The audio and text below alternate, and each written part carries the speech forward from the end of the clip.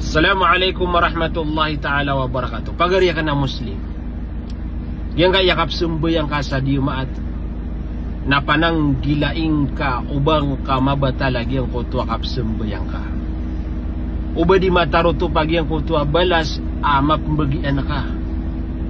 Sa aya di kepakai nagupakabatal sa agyang kutua sambayang ka nagyang kutua kapikim bibitiarai sa sulda masjid amasa tanudanu masa oras asu imam na di mga tuba.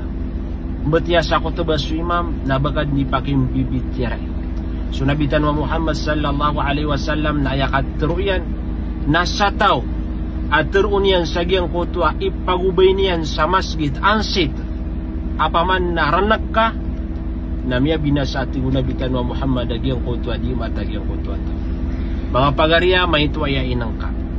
Inang kaantan waya kaditan waya mapapansin agyang kutua kapkeda nagukap kebata lagi ang kutua sampai yang tanong sa agyang kaya dimat.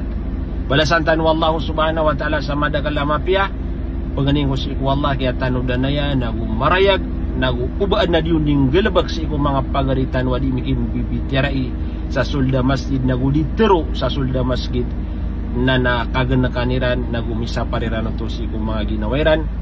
Tarimaan wallahu subhanahu wa ta'ala susambayangi sa giyang kaya alungan at imaat. Wassalamualaikum warahmatullahi ta'ala wabarakatuh.